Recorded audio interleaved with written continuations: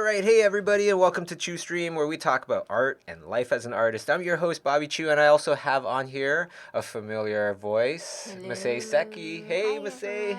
everyone.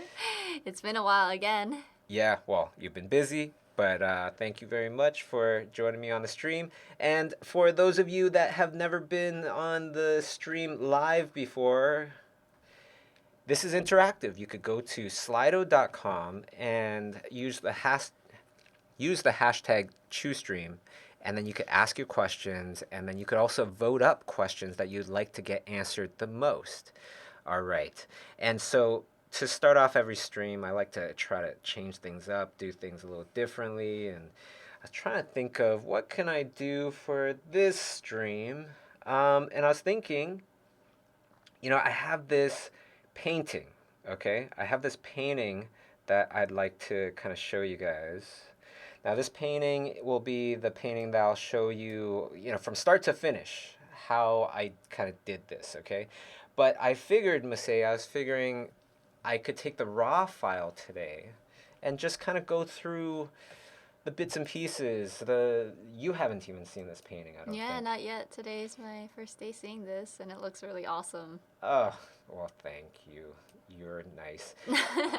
So what I'm gonna do is I'm gonna peel away the steps here and kind of show you a bit of the layers that make up this painting and kind of explain as I go through it. And Masay, you're here, so you can totally ask questions while I'm doing this.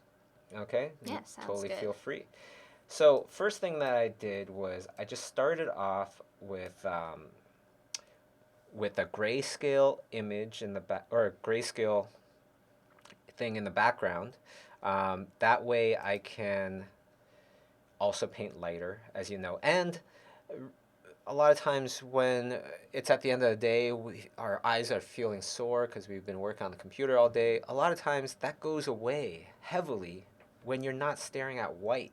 You're staring at stuff that's a little bit darker, a little bit easier on the eyes. So that's what I did there, and I had this little refining kind of line just to refine some areas that I wanted to really understand a little bit further. Um, and then from there, what I did was I did this, Oh, cool. right? And this is just a solid block in. And the reason behind this is so that I can easily select the image, you know, when you have one layer that's really it's like your selection layer. What I did was I did this layer and then I selected it, right? And then I went into channels and I created a channel so that I could easily select this layer. Mm. Okay, so then what I did after that was I did this. Now, uh, sometimes you wish that you saved a bunch of layers before, like in between, and you didn't Yeah. go so far. But hey, we have a whole entire video to kind of explain that, that I'm going to show right after this so everybody can see the steps and, you could try it out yourself, I guess. After that, we go a little further. So a little bit of just tampering with the overall tones there, um, massaging things a little bit. And of course, when you see the video, then everything will be so much more understood. I darkened everything here just so sometimes you darken everything just so you can lighten everything, right? Just so you have some room to lighten stuff. And then after that, you can see over here, um, I believe this tone now has a bit of saturation on it, right? It's kind of pinkish or whatever. Mm-hmm. So now I'm starting to introduce colors, and then this right here is just flat colors on a colored layer, and then some reflection, a little bit more color. There's a lot of layers, so I'm just gonna kind of jump through a little bit. Um, Also, I wanted some little friends, right? So first what I did was I drew in the little friends, right? Just simple drawings. And then from there, I would solidify these drawings with a nice kind of again, it's the red, the the red silhouette. It means nothing. It's really just being able to select those things a little easier. So after I did all that, worked on this guy a little bit more, I started plopping in these little fish, right? And you can see that it's all very much just flat bass tones, no lighting at the moment. A little bit more description, and then some lighting, some lighting, some lighting, right? And then the other friends, little, sometimes you're putting in bass tones, but then the bass tones should be actually a bit more complex, like this little fish has stripes on it. So from here, I just did a little bit more of the bass tones and then started bringing in a little bit of the shadow and then lighting. And of course, this you're probably like, there's like 5 different steps there, but you'll see them all in the video. So I hope everybody likes this, and let me know in the comments if you like it. The best way to let me know is just to put it in the comments and say, hey, I like this stuff, I would like to see more of this, please, whatever. Then at least I'll know, right? And then finally, ta-da, we're done. So here's the video, and why don't we go to some of the questions.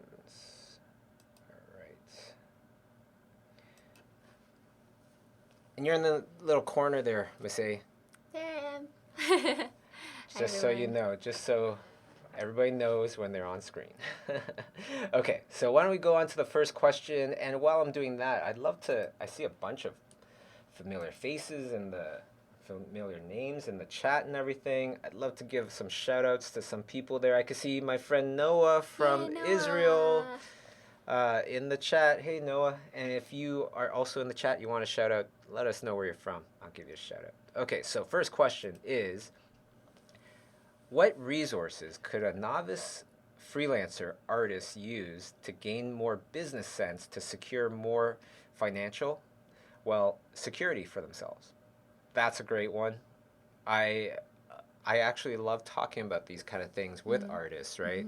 And like our studio, especially because of our other non-artist people like Edmund and Keith and Ben. They're very good at investing and they like to talk about things. And so I think, one thing that I thought wrongly of when I began was I was like, I don't need to invest. I'm going to invest in myself. I'm the best investment there is because I control my own investment, right? But the thing is, if you're putting money in the bank, it's not really being invested. It's just sitting there. Yeah. And then imagine you keep spending all your money to buy more equipment so you can make more money. And, it's like, that's very scary. You don't have any money just in case kind of money, which is also important. But of course, like if you can invest things into things that keep going and keep working when you're not around, then that's awesome. So I don't know what you do, Masay, but I invest in. Oh, we do the same thing. Pretty much we invest in the S&P 500. Yeah, right? I think so. I get my brother to help me out, but I feel like getting people, like for our studios specifically, hiring people is also an investment as well in a sense, because when we get people to work for us, then it saves us more time to do other things that are important, which will give back to the studio, right? Yeah, well, and like one of them was hiring you, and it's like it's been awesome because then there's like 2 of me now, and we can do double as much. Yeah. But yeah, and one thing that I think about more and more is like one of the secrets is like how do you hire people that are better than you in whatever you need them to do? That's been a big kind of key. Like that's something that of course I'm sure everybody struggles with, especially when You're just an artist. You're trying to make money just for yourself. How am I going to hire somebody that's better than me because they're going to be expensive and all this stuff? It's a slippery slope, right? You're trying to, but that's the goal. You're trying to get to people that are better than you. Perhaps in the beginning, you can't afford that. You hire people that maybe just need an internship for the summer kind of thing. Yeah. Whatever. And then you have to train them so that they're Mm-hmm. useful. Mm-hmm. But yeah, that's a really great one. Another good one, I think, business sense, is to be frugal, to really appreciate the money that you have and don't spend it very quickly. You know, one of the biggest things to creating a slippery slope for yourself is every time you get that raise, every time you get that bump in your income, then all of a sudden you find a way to spend it. Mm-hmm. Right? Let me get that another thing. And especially when you're getting that thing that is all of a sudden every month you got to pay a certain amount. Yeah. Those things stick on you like glue. Oh my gosh. Right? As we start Seriously. tumbling through life. All right. So, why don't we go on to the next one? Shall we? Yep, sounds good. Okay. So, the next one here is I happen to have some months I can dedicate fully to drawing. How can I manage my hours so that I get the most out of a day without spacing out? Oh, well, I think for that, it really depends on also your personality type. Some people, they're better when they only have one or two things to focus on for the whole entire day. Yeah. Some people, they need like five, six, seven things to focus on, or else their day goes by really slowly. Which one are you?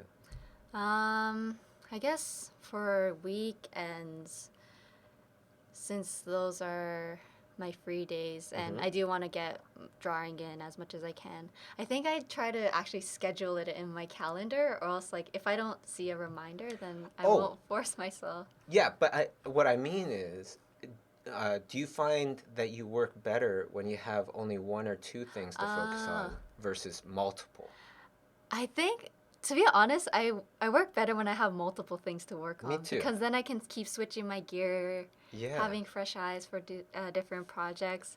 When it's just one big project, I feel like super overwhelmed at times. So I feel like I work a lot better in that kind of sense. Yeah, me too. I like having a lot of different things to work on because what I'm looking for is when I'm slowing down. If I'm slowing down on anything, then I switch to the other thing. Mm-hmm. Even if I know what the next steps are, like especially painting, right? When I'm painting something, I see myself starting to slow down. I know that I should be working on, say, the atmosphere now of this particular part of the painting, but it's starting to slow down. It doesn't matter. I will switch. I'll switch to the next painting, right? And then when you look at that painting that you've been working on, uh, and you haven't seen it for a while, a lot of times you know exactly what the next two or three steps are. Yeah. So you just start going for that and trying to go as fast as you can. And once you start slowing down again, then I switch to the next thing. Yeah. Yeah, so I do this with paintings, and I do this with organizing stuff and meetings and all sorts. And that's how I've been able to kind of get so much done. So with this person here, fully dedicating their month or some months to drawing, I would work on multiple drawings, but also I would have something to tie all those drawings together. So, for example, um, maybe it's mammals, maybe it's fish, right? So you're drawing different types of fish, but they're all fish. Maybe it's even very specific. Maybe it's a certain, like it's just macaw monkeys or whatever, right? Yeah. And you're just drawing them in different angles, different postures. Evan Mull Amundsen, he was doing these beautiful studies of crows. Oh, I saw those. You remember? They're amazing. It's beautiful. And So they're all intricate. the same subject. Yeah. Yeah. And then he slowly branched out to different types of birds. right? Mm-hmm. I thought that was brilliant. And that guy, he's a smart guy, especially like strategically learning. He actively, you can tell he's strategically thinking about how he's learning, not just how much time is he spending and all that. Um, what other things can we kind of tell this person? I would say also get uh, some sort of artist that you like, where you like their drawings, so that you can not just learn how to draw different things, but learn how different people draw different things. That's always been very Mm-hmm. helpful. Do you remember copying any artist books and stuff, like Yeah. when you're a student? Well, recently I remember copying Claire Wendling stuff Oh, yeah. just to see like her line weight, how does she do certain like hands and limbs and Don't you find it like when you're looking at a drawing versus when you're copying a drawing, mm-hmm. the amount of information that you get is Oh, so different. it's very different because when you're drawing it, you can kind of start to tell like what their thought process was or like Yeah. how they like kind of let's just say Claire, she's really good at grouping fingers together, Mm. but she draws the outline instead of like every single little finger. So just studying that, I'm like, oh, okay, she like simplified it, so I should be doing that to my drawings. Mm-hmm. Things like that. Yeah. And that's why it's like a lot of people, they kind of look down on copying and tracing, right? Mm-hmm. But there's a lot to learn from it. I think it's just more like just don't post it as yours Yeah. or something. Right. So, oh, the other thing I want to mention was that very first question about the financial stuff. mm-hmm. I'm going to ask you this stuff, okay? Okay. So, one of the things I found that's been very helpful is also thinking about, everybody always talks about how to save money. Mm-hmm. What are the things that you would be okay with spending a lot of money on? Traveling. Boom. Traveling is Yeah. huge. See, I find like it makes life so much more interesting and so much more fulfilling when you think about the stuff that you plan on really, that you wouldn't mind really saving pennies on, being real frugal, and then the other stuff where you're cool to like live it up. Mm-hmm. Like clothes, I don't really care about clothes too Me neither. much. I don't need like Burberry whatevers and like, really, really high end clothes. Yeah. I'm more in like the middle to low range because I'm not growing anymore. I don't need new clothes, not as much. But then food, if it's really, really good food, I don't mind mm. paying a pretty penny to try it. I'm not going to eat it all the time, but that's something I don't mind paying like top dollar. Yeah, special occasions. Yeah. It's Traveling, I feel like I'm pretty like I don't mind spending money on traveling, but not on the plane ticket. yeah. Like first class and stuff. I'm not there yet. I don't want to do that. I don't feel right. mm-hmm. And But you're direct flight versus connecting 3 or 4 times, then I'd want to go Oh direct flight. yeah, for sure. Yeah, I mean, first class is nice, but like it's not like you're gonna remember that as like your trip. It's like everything else. So I'd Mm. rather save that money for when I'm there than to on the traveling time. Yeah. Because it's just like a short pain that you have to go through. Oh yeah. And it's like you got to make a lot of money to feel okay doing like first mm-hmm. class or just really, really loving traveling. Yeah, yeah. Right? But like what Kay and I we were talking about on the weekend was these different categories, right? So like, would you be okay spending a lot, medium, or very little on convenience sake, Mm. relationships, Mm-hmm. um, traveling was one, food was one. And it was really interesting because then we got to understand what each other are okay with spending a lot of Mm. money with and Mm-hmm. what each other are not okay with spending money on. Like for me, convenience is very high. If I need to spend a lot more money on convenience, then I would. Yeah. But she wouldn't. Oh, really? Yeah, yeah. Anyhow, Huh. anyhow, I just found that that was a really interesting kind of thing for us to think about and to not just for ourselves, but to know about each other. Yeah. I And think that can help financially as well. yeah, and I think that's a great advice for artists dating non-artists like myself. My boyfriend's not an artist, so I mean, most of the time he understands like a lot of the things I do, but there's times when he just doesn't understand it because I want to dedicate more time to art. So I think using those like, leveling grades and seeing like what we want to spend money on would probably like make not only my relationship better, but also my art. So then I get more time, towards that. It's all connected. Yeah. Cool. Well, before we go on too far, I want to give some shout outs to all these people that were saying in the streams.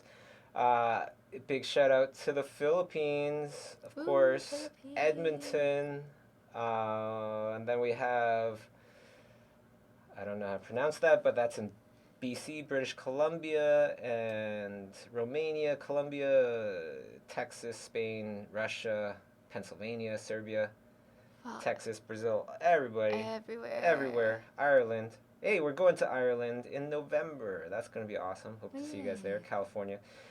All right, let's go back to some questions here. And of course, now on screen, you can see the grayscale happening. That one move kind of click I did where I was like, okay, and this was the next step, Yeah. right? Everything makes a bit more sense. Yeah.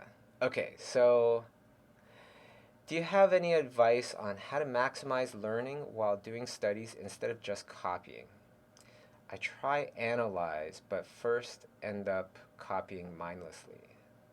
Mm. Well, yeah, I'm sure we can all relate to that where all of a sudden we end up copying mindlessly. But Mm-hmm.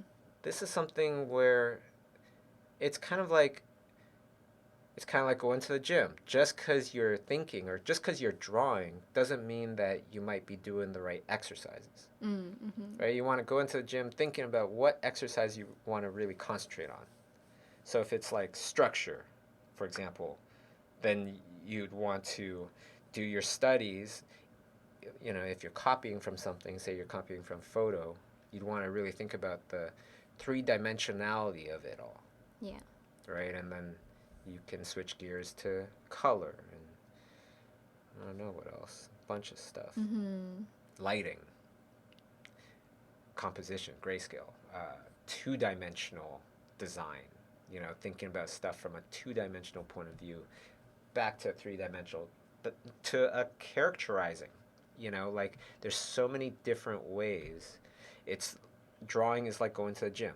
There's like endless amount of exercises that you could do at the gym. Yeah. All And it's right. important to always just show up. Hey, hey, I like that. That was a It's like great the gym, one. you just gotta show up. Hey, Even if you don't do like a hardcore workout, just a light one. I love that. I love that.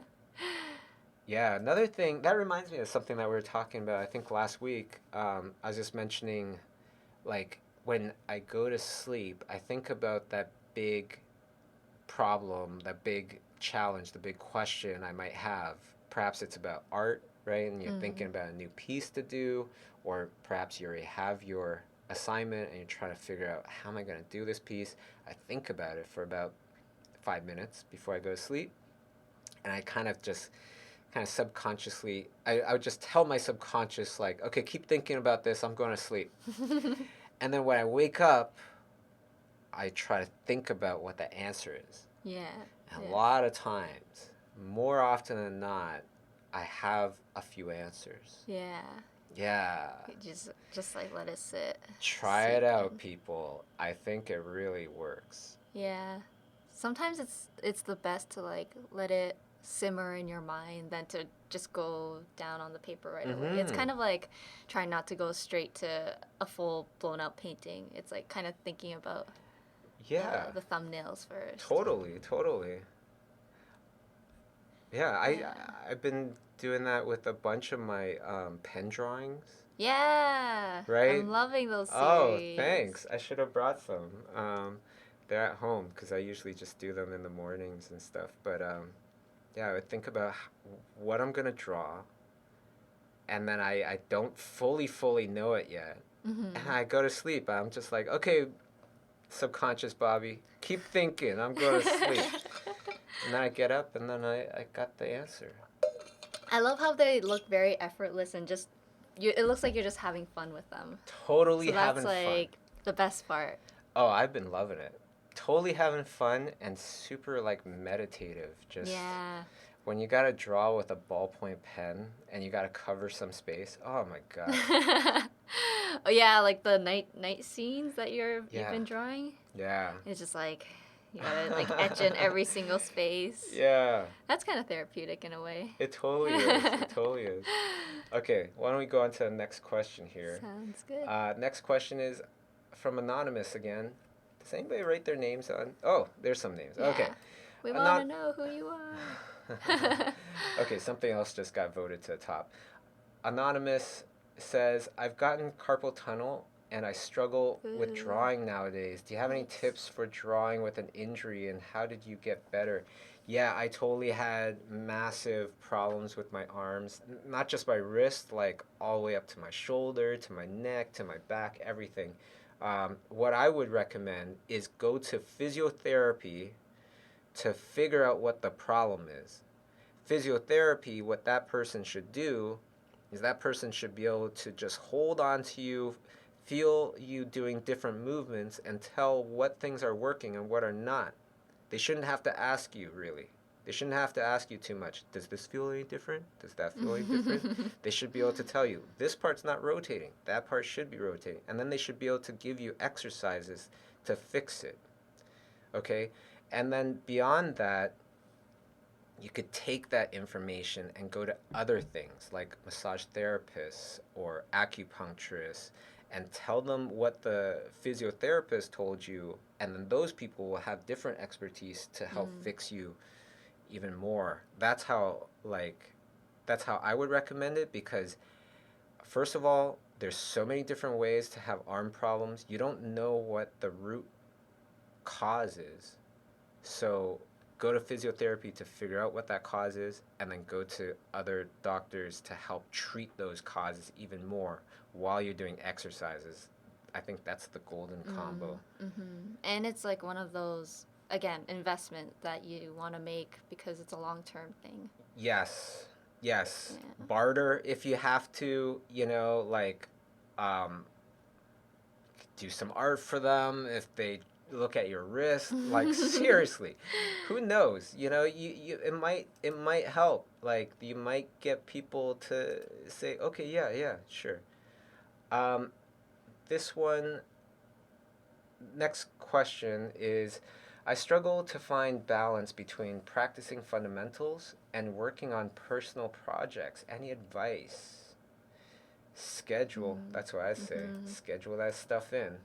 Um, so one of the things that I'm sure you probably relate to this. You know you need to do these two things, perhaps. One is going pretty good and you want to stay on it. Yep. Yeah, and then you It's like stay I'm on on a it. roll. Yeah. How do you get off of that thing, right? That's difficult because sometimes even when you schedule it into your schedule, Yeah. 1 o'clock hits, you get that little reminder, and you're like, a little bit more. Yeah. I'm gonna Yeah. keep going. So, what do you think? What do you think the real key to this is? I guess for fundamentals and personal project, usually I find more interest in my personal projects, so I try to get fundamentals out of the way in the mornings. But how do you switch those How gears, do though? I switch those? I guess. I don't even know if I have a real good answer for this. Yeah. Like, I know scheduling helps me. It's not foolproof. And then constantly reevaluating my schedule also helps, because that makes you go, okay, should I do this tomorrow at this time? Yes, I should. Yeah. Even if it's part of my daily schedule, you look at it again and you go, yeah, I should. Yeah.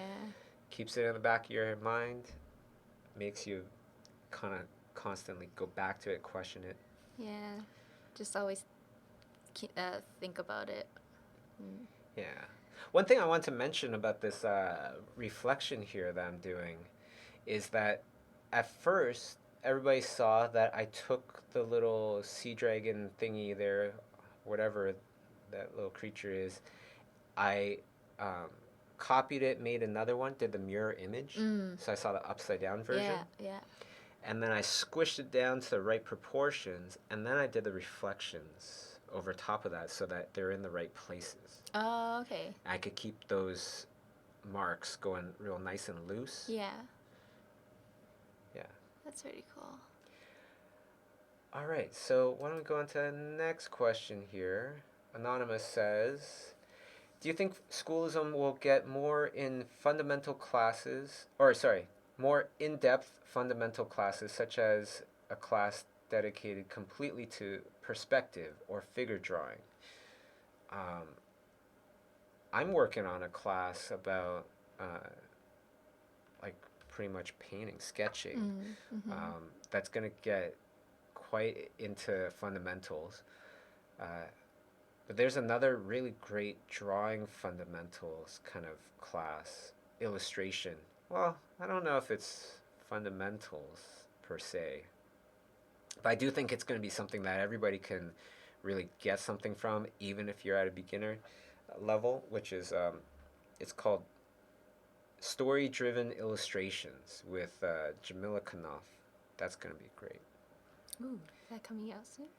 Yeah, she's working away, so it should be next month. All right. So, by the way, I see a couple people maybe answering or asking some questions in the chat of YouTube. If you go to slido.com, hashtag ChiuStream, then you'll see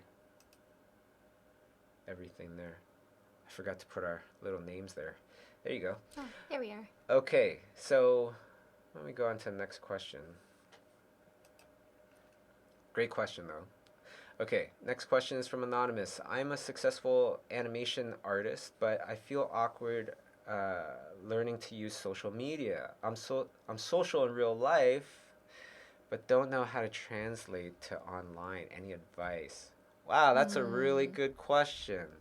Because there's so many people. I feel like I'm so much more social online than I am in real life. I'm exactly that. So it's kind of interesting to hear this person is social in real life. So I think, well, one thing is everybody always says try to be genuine with whatever you're saying, and some people throw around that term a little too much, too easily, but yeah, it's honestly just being very genuine in what you say. Don't make it about trying to gain as many followers or likes or comments as possible, but just more like how do you engage with people as much as possible. I think that's the thing, right? Like if you're asking boring stuff that you wouldn't normally ask in everyday life, you're sitting around amongst a bunch of friends, you might want to question that a little bit more. But at the same time, talking to friends is going to be different than talking online. Yeah. Just because there's not as much like immediate answers, right? To have this full-on conversation happening. But what I do is I also kind of look at it from the other way around. Say I was following myself.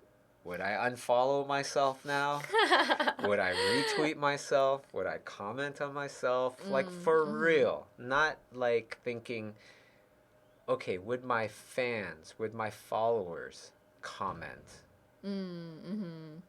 Because sometimes we make kind of this distinction between ourselves and our fans. Yeah. And we go, yeah, I wouldn't click on it, but my fans would click on it. And I'm like, I don't know. Like, I think it's better when you really think about it, like, would you click on it? Unless you have a really good understanding of who your fans are. You gotta put yourself in their shoes. I think most of the time, we think our followers are uh, different than how they really are. Yeah. Yeah. That's a good way to like look at it though. Yeah. I remember it's funny. It's really interesting. Like, Kay, she will get so many more comments sometimes, right? Mm-hmm. Or she'll get so many more likes um, comparatively to how many followers she has.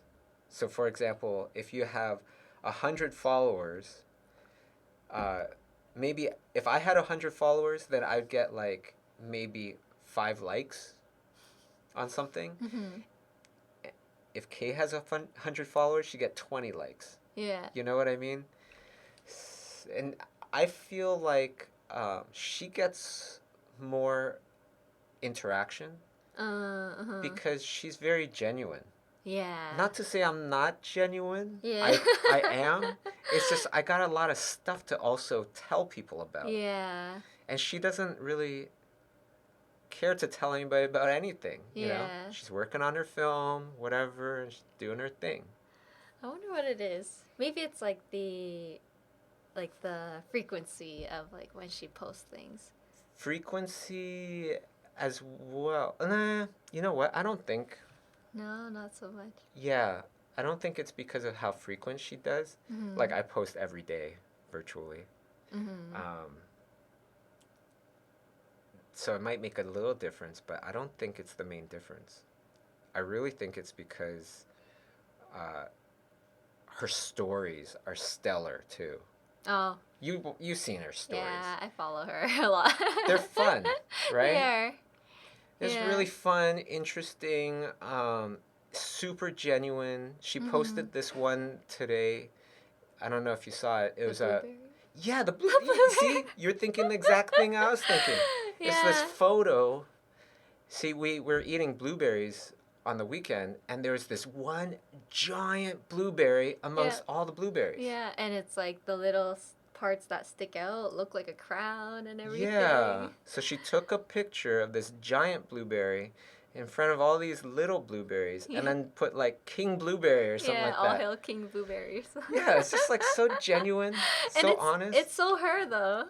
Yeah. That's the best part. That's what people connect with. Yeah, yeah. When you're just like, you're all about, oh, here's some new stuff I got. Mm-hmm. You know, you could buy it at this. It's just, you know, even if that's genuine, it doesn't really feel like, you know, it feels commercially. Mm-hmm. And actually, on that note, I'd like to do something commercially but fun and free for this one person out there. So I've been trying to, like, you know, I'm always trying to do stuff. And so I was asking people, how how has schoolism or these videos been helping you out there, the people? And so I was encouraging people to email in, right? And just tell me their little story. And if I read your little story online, then you would get a little something special. It's this pin. Today, it's going to be this pin. All right? And where can you buy this pin online? Nowhere. Nowhere. It's super special. It's just for, you know, somebody special out there. So this one goes to Duck Tram. And Duck Tram writes, "Hey Bobby Chiu, it must have been a cosmic event for me to find your videos. Thanks for setting up schoolism. I was a nursing student that truly wanted to become an artist instead. Being in a field where you're faced with death really makes you question life decisions." Wow. Yeah, I guess so. I started drawing later in life, 21 years old, because I never thought I could draw or paint well enough to be a professional. Well, after some hard work and studying, I've managed to catch up and exceed people that have been drawing their entire lives, students in their 20s, in just 3 or 4 years. Ah, Thanks for everything you do. that's awesome. Thank you, Duck, for reaching out and reading this to me. So today I'm going to be sending you this Pegasus pin the road we choose to travel is more important than the destination. And I thought that that Mm. message was especially fitting Yeah, for very Duck. appropriate. I So love there you it. go. And if you, the viewers, have a nice story. We're trying to help encourage each other and everything. Nice story about schoolism or these videos and how they've affected you. You can email us at info@schoolism.com and send us your story. And if I read them, on a stream, then you will get a special little pin, just a little something from us to you out Mm-hmm. there to hopefully encourage you to keep going. Spreading the positivity. Right on. I really like this idea. I hope this idea really catches on Mm-hmm. because, yeah, it's so much fun just making Yeah. something and putting it out there. Okay, next question, shall we? Next question is from Joanna Sunshine. Sunshine. Hi, Bobby and Masay. How do you deal with the doubt of people that mean the most to you in terms of pursuing your career? Also, hi from Zimbabwe. Zimbabwe, wow. Right on. We just had a person write in, John Banda from Zimbabwe, not too long ago. Oh, yeah? Yeah, and he was saying this awesome little success story becoming a graphic designer from uh, schoolism and the videos and such. Oh, that's Uh, awesome. Anyhow, okay, so Joanna, well, let me just start off by saying I love my parents. You know, I love them to death, Mm-hmm. but I did feel for a very long time, and perhaps maybe even still, that even though they want to understand my art, they might not truly understand my art, right? Especially my dad. I love my dad. They're wonderful people, but and the thing is, sometimes these wonderful people that maybe doubt you, they are trying to show you that they believe in you, but you know them so well, right? So you can tell like they don't get it. Mm-hmm. Um, this is my own opinion. I'd love to hear yours as well, but I push those to the side. I don't really care about those opinions Yeah. because I don't want things that are out of my control to dictate my future that much. And if Mm-hmm. I'm always trying to get the approval of this person, hey, honestly, like now, guys, I've worked with a lot of my absolute favorite directors, got to work with all the big studios I want to work for, won an Emmy for a TV show that, I was one of the creators. I still don't feel that approval. Wow. So I don't think it'll ever come. Uh-huh. Even though, once again, like my parents love me, Mm-hmm. they're proud of me, I don't feel like they fully understand. Mm-hmm. So there's no point in chasing that. That's, I don't know. My answer's so long. What do you think? I think it's hard for me. I think I'm very lucky that a lot of the people around me have supported whatever I've been doing, especially my dad, since he kind of just let me do whatever I wanted to Oh, do. that's He awesome. just like believed in me. So, yeah, I feel bad, but it's hard for me to answer. But I do love the answer that you gave where, it's something that's out of your control. You kind of just have to keep going.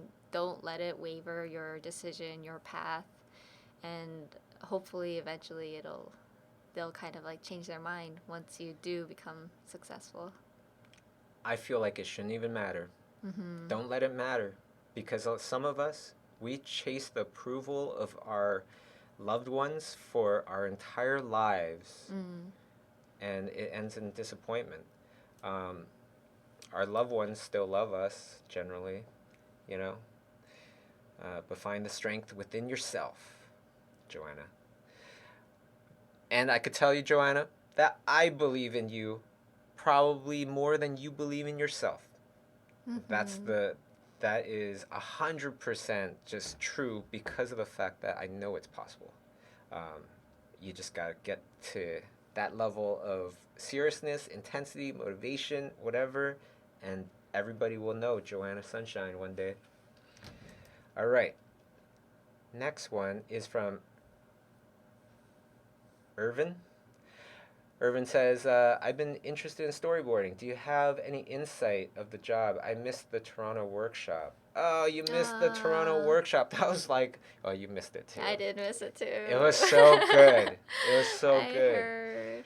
We had 3 Pixar story artists that all worked with Brad Bird on Incredibles 2, and they all came down to do an awesome story workshop in Toronto. Um, been interested in storyboarding. Well, I would say this is the advice that all storyboarders give. Get interested in stories, right? Watch a lot of films and study. Don't just watch it, but try to understand why did they pick this timing, this shot, this angle, all that stuff, this lens, these sequences. Uh, look up every Oscar nominated movie and start watching them one by one. That's what I forget which. This is another Pixar story artist said that. Yeah, watch all of them because you want to be a story artist at your highest levels. You gotta understand story. Yeah. Yeah. Drawing movie shots Oh yeah. makes yeah. a huge difference too. So you get to understand what they were thinking, or like what you want the audience to see. And it's really fun too. Yeah. You could spend the entire day just watching that one movie, right? Pausing and sketching. But I think a big thing is analyzing it. Why they picked this shot versus that shot. Yeah. Okay, next one is a interesting name, Stoopcheck. Stoopcheck. I hope I got that right. So Stoopcheck asks, I have a problem with having too many different styles for inspiration. Should I narrow down on only a few art parents? I like that. Or should I keep them all under my scope? I would say, what do you want? Do you have any? I want to say all. Yeah, because good. Awesome. I don't think you should be like strapped down to one style. Oh, and like I think that's actually bad. Yeah, because then you're just gonna be a copy of like whoever person that you're inspired by, but I'd say make a list. Yeah, make a list, get little doses of each art style, and then make it into your own. Yeah, concentrated little doses, right? Like you love how Claire Wenling groups her fingers on her hands. So start studying nothing but Claire Wenling hands for a little bit. Yeah.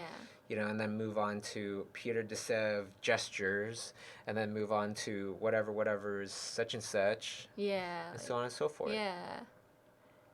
Yeah. That's my advice. I like it. That's good advice. All right, well, why don't we move on to the next one then? So this next one is, Comical Foods asks, do you have any tips on how to create your own intellectual property through visual stories and collaboration? That's probably a question for you. Yeah, totally. Well, Nico and the Sword of Light started as a animated comic book by a bunch of people that generally do visual development. So one thing I would say is, like coming up with the intellectual property, for me anyways, and I know there's like a million different ways to go about it, but for me, I think of it as this long cooking stew. Like you're gonna make this soup or whatever, but it's going to take a really long time before it's done. And so I have a bunch of different ideas, and a lot of them are just mere tiny little pieces of things that really don't even have a story perhaps. And then once you collect enough, then you have a story. Yeah. That's like the bare bones, most simplified version of it. But here's what I mean. So, Nico and the Sword of Light started off as um, this picture of a of this warrior fighting this big huge demon, right? That was the idea. A tiny little warrior fighting this big huge demon, and I thought that was a cool image. And then that stewed in my head for a while, and then it became, what if that warrior had a son, and what if that warrior, that was that warrior's last fight, and that warrior was gonna die, Mm. and that warrior died too soon, and the son was supposed to take his place, but now has to take his place when he's a kid. Mm. And then that very quickly became Nico and Sword of Light. Uh, Yeah. But then you would have all these kind of cool moments, iconic moments, and you keep sketching them out, you keep putting them in, and perhaps only 20% will become part of your actual story in the end. mm-hmm. But those are going to be like the top 20% of like all those moments that you did probably. Yeah. Right? Yeah. So you got nothing but awesome epic moments, and then you slowly try to piece them all together. Well, how did this lead to this, and what came first, what came second, and then Yeah. maybe you need some friends, you need some extra characters here. What about that little sketch I did of that little guy in that sketch amongst the warrior Mm-hmm. fighting the demon, you Yeah. know? And that person's role gets expanded and so on and so forth. Yeah, just let it stew. Just keep putting in little cool ingredients, the things that you like. Yeah. And then, yeah, soon it'll start to create a world and a story. Mm-hmm. Mm-hmm. All these little things. That's pretty cool. Yeah. Here's some very, this is like raw, bare bones little bits and pieces of things that I've thought of. Okay. So, like, uh, what happened before we were the masters and the dogs were our dogs? Mm-hmm. You know, what if it was like way before that, before we evolved to that point? Maybe the dogs were the ones that were evolved, and they were like wolf people, and we were like the little monkey pets kind of thing, and they took care of us, and they would protect us from this evil army of monsters that were like plant monsters, Yeah. right? Yeah. And they would have the secret weapon that they could defeat the plant monsters with, Mm-hmm. and that ended up slowly evolving into their pee, and that's why they pee on trees. Oh. You know, like much later on. Yeah. Yeah. It's just like, I don't know how that's gonna be an intellectual property, Yeah. but I thought it was kind of fun, Mm-hmm. and so I always kind of remembered that, and that's part of my stew. You know? That's so funny. So in the future, we'll be hearing about this, Yeah. possibly. I had this other idea where it was like, you know, I was like thinking about time travel movies. You can always poke holes in time travel movies. Like, oh, well, Mm. that doesn't make sense because what Mm. if this and this and this? So I was thinking, what could be like a time travel movie that could actually make sense? And I was thinking, well, if you go faster than the speed of light, then all of a sudden the light that's coming into your eyes, if you're going backwards, it would Mm. never reach your eyes, Mm. right? Because it's coming, but you're going faster than the speed of light backwards, say. Mm-hmm. Mm-hmm. So that light coming now would never reach your eyes. In other words, you would never see the present. Mm. But what if when you start going faster than the speed of light, then you start to see the old light, and so now you're seeing the past. Oh. But it's not really there, you're just seeing old light that used to be there. Yeah. So you can't touch anything, you can't affect anything. But you see everything. But you see it, you can see the past, Uh. but you can't affect it. And once it stops, you're back to the present, and now you know something from the past. So it's kind of like watching a film, like Yeah. backwards. Yeah. But you can't adjust anything. So then that's time travel in a way where I feel like it could make sense. Mm-hmm. right? Because you can't actually change anything in the past. Yeah. And if you go into the future, there's nothing in the future. It's just blackness. So you can. Because light isn't there yet. Yeah. And then so that was like a seed of an idea. Mm-hmm. And then on the weekend, I was thinking, what if we all knew this? That if you go into the future, it's just blackness. But say somebody just kept going into the future, fell asleep with their machine on or whatever, and went like tens of millions of years into the future, and all of a sudden there was something. So everybody just, the whole entire world just thought it was nothing but blackness, right? Until one person went too far. Oh, they found something. Yeah. What is that something? See, doesn't it sound like a cool show? I'm telling you. That's how you make a cool IP. I love that. It starts with one idea. Yeah. Grows into something else. Okay, anyways, we got way off track, I think. Okay, so that was answered. Anonymous asks, can I please know how you added light to the fish after doing those complex patterns underneath? Was it with a specific layer? That was with an adjustment layer. That's how I did it. You can, go into, let me see if I can put this on screen here. And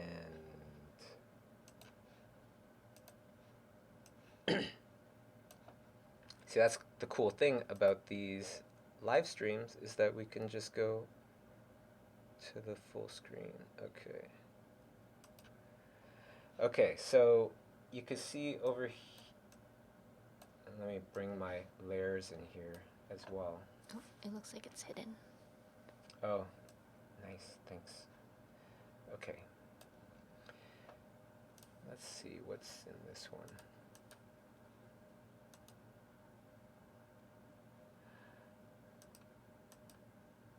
Okay, so what is this layer? This layer is essentially, it's just a darker version of all these fish, right? So there's before it, there's after. And I'm just, first what I would do is I would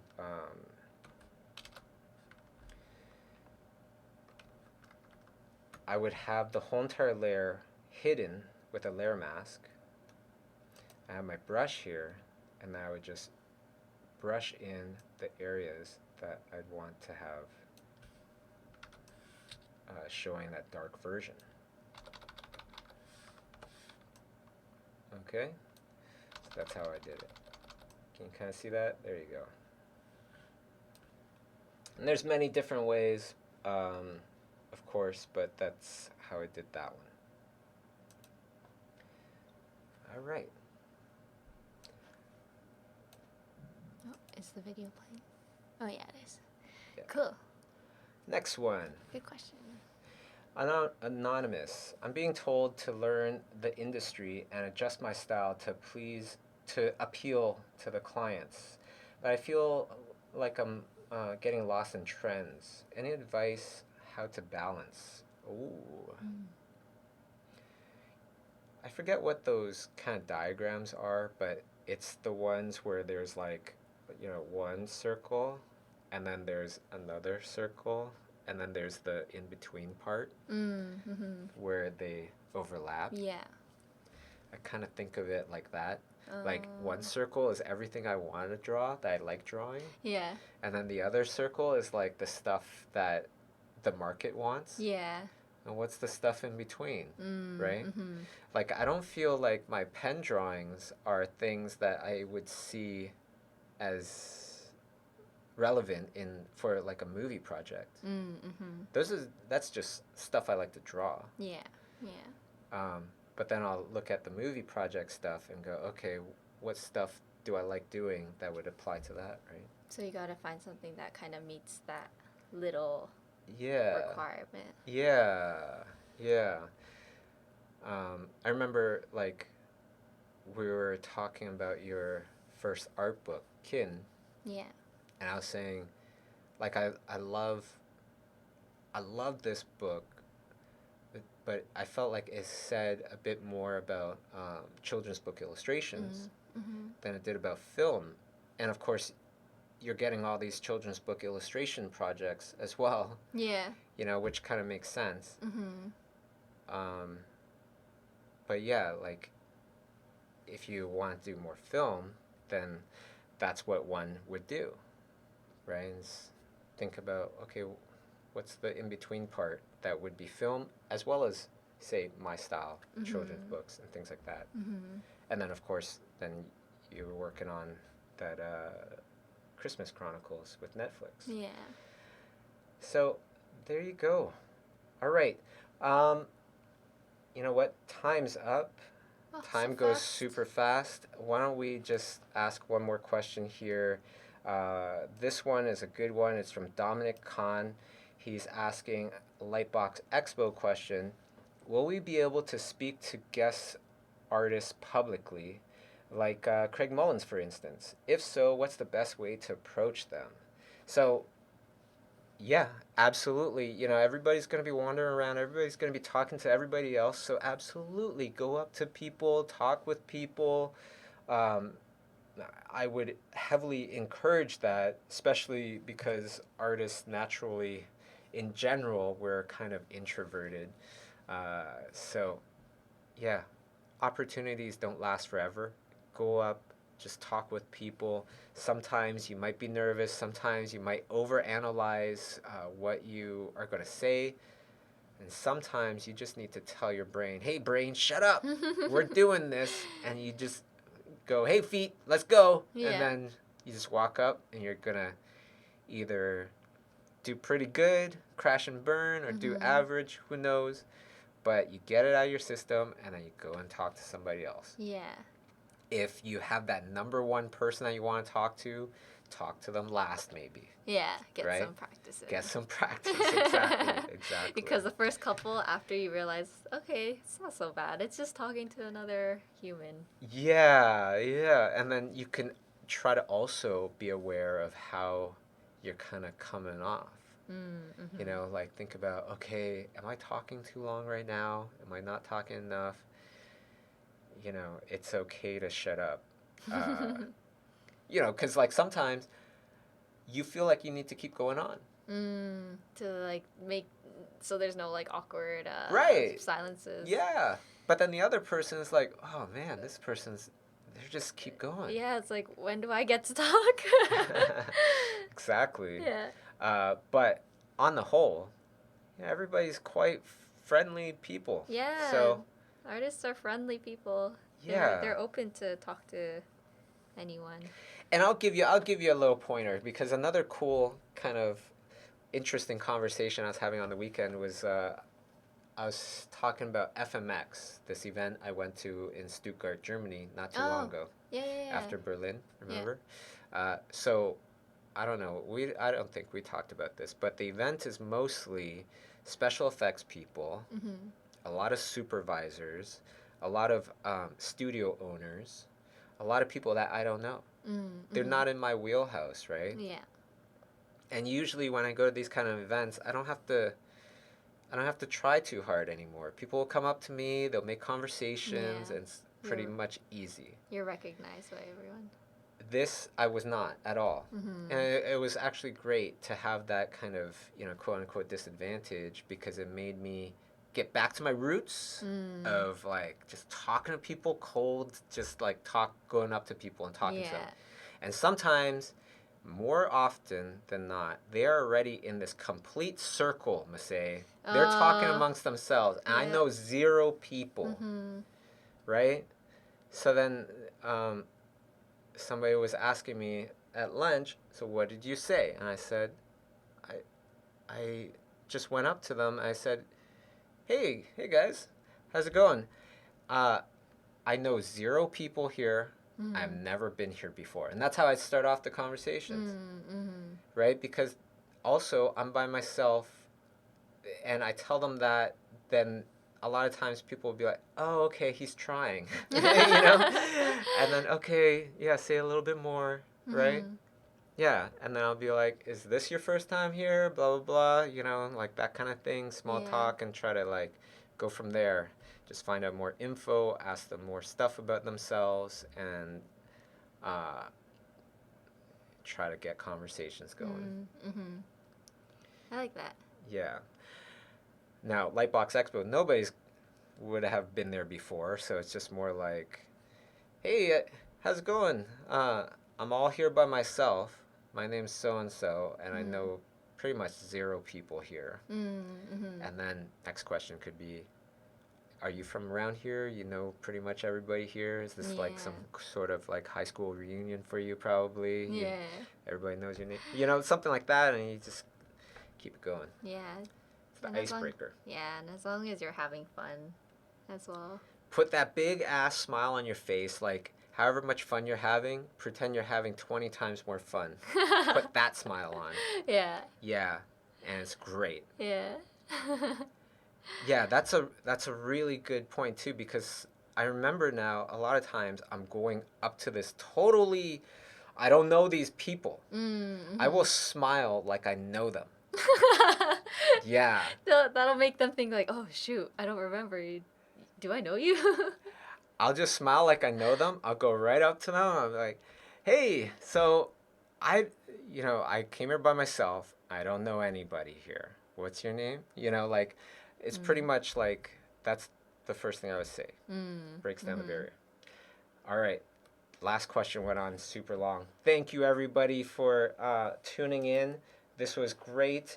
I want to also mention schoolism because I don't mention schoolism enough, I guess. A lot of people are asking art-related questions. Where did I learn most of my art? I learned it from schoolism.com by actually getting the artist to teach on my school, and then I learn it for free. That's how I learned so many of the things I learned. So definitely check out schoolism.com. And Lightbox Expo happening September 6th to 8th. That's going to be epic, epic, epic. Epic. So soon. Yeah. And anything else? San Diego Comic-Con. San Diego Comic-Con. We're leaving next week. We have gotten some requests to bring these pins that I've been talking about, right? So you can get one of these cool pins only at San Diego Comic-Con. Come find us there. Get some positivity. Yeah, and meet Masay, meet me, meet everybody at our booth. All right. Take care, everybody. Have a great day. Now, a huge part of the success of this channel and everything that I do is because of you, the listener, so thank you. And don't forget to subscribe to the channel and then press the notification button, because that way you'll get instant notification the next time I put out a new video. Thank you very much.